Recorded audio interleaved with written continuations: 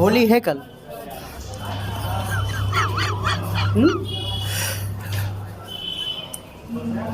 क्या पता? तो पहले आपकी होली और दिवाली तो कुछ अलग अंदाज में मनती रही होगी। अरे तब की बात दूसरी है बेटा।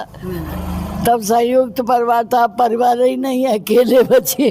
आज घर की याद आती है। हाँ भैया, हाँ। तब का घर का याद आवत है। हमरे पर बड़े कष्ट है। हमारे पति चार।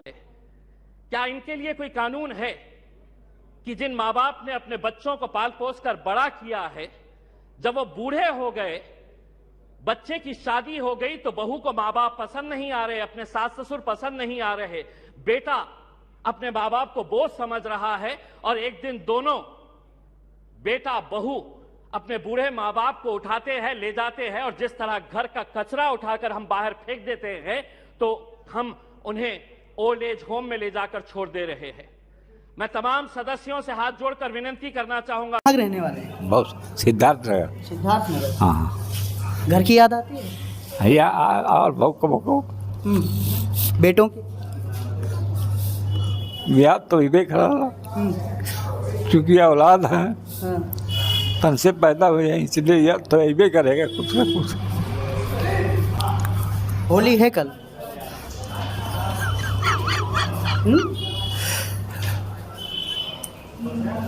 क्या पता? होली है कल, ऐसे होली मनती थी कभी? कब से रह रहे हैं यहाँ? 7 साल से।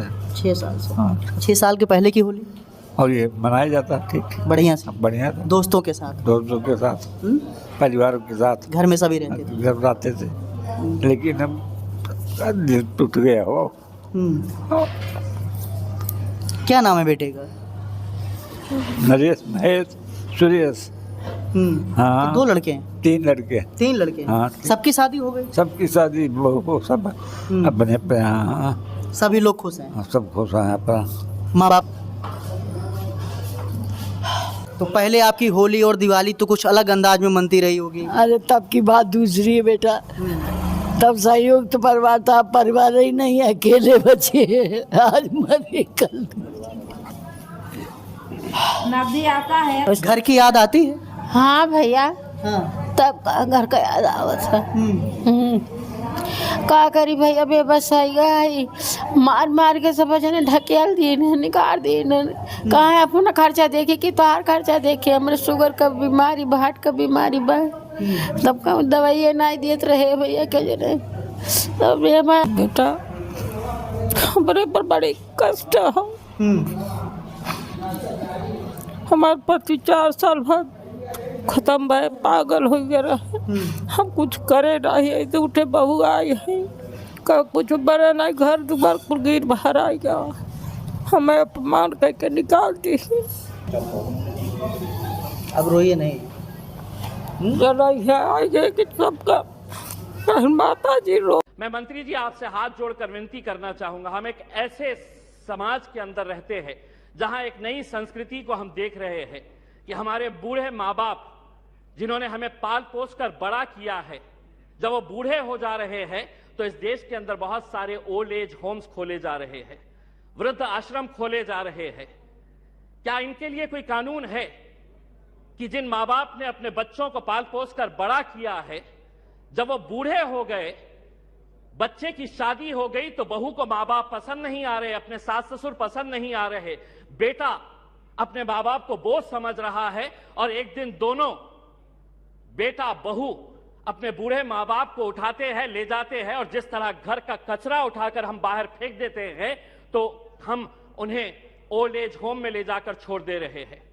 मैं तमाम सदस्यों से हाथ जोड़कर विनती करना चाहूंगा। मैं भी दिवाली के वक्त औरंगाबाद के मेरे चुनावी क्षेत्र के वो एक ओल्ड एज होम में गया था।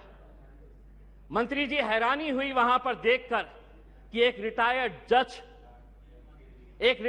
जज वहां पर उस ओल्ड एज होम में है।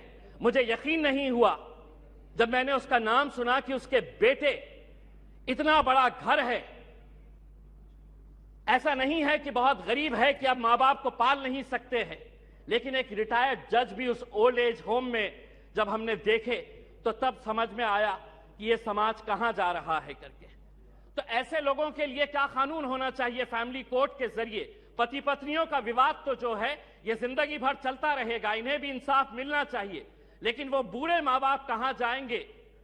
फैमिली कोर्ट के अंदर कुछ ऐसा सेक्शन लाया जाए कि जो बेटा अपने माँ बाप को कूड़ादान समझकर, कचरा समझकर ओल्ड एज होम में डाल रहा है, उसे अखबार के अंदर एक नोटिफिकेशन अपनी तस्वीर के साथ, अपनी फोटोग्राफ के साथ उस अखबार में उसे ये नोटिफिकेशन देना होगा कि मैं अपने माँ बाप को ओल्ड एज होम में डाल रहा हूं। ऐसे बच्चों को समाज के सामने हमें खड़ा करने की जरूरत है।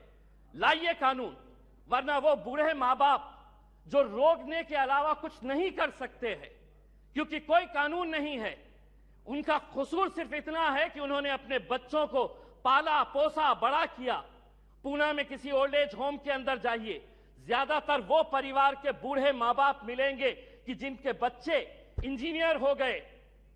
इंजीनियर होने के बाद वो यूएस में पैसा कमाने के लिए गए, पैसा कमा रहे हैं, लेकिन माँ बाप के लिए एक कमरे का घर नहीं है तो ओल्ड एज होम में लेकर जाकर छोड़े। ये एक संस्कृति हम डेवलप कर रहे हैं। फैमिली कोर्ट्स के जरिए मैं मंत्री जी आपसे ये अनुरोध करना चाहूंगा कि आप कुछ ऐसा कानून इन लोगों के लिए भी लेकर आइए जो बच्चे अपने माँ बाप को आज यहां पर ले जाकर छोड़ रहे हैं।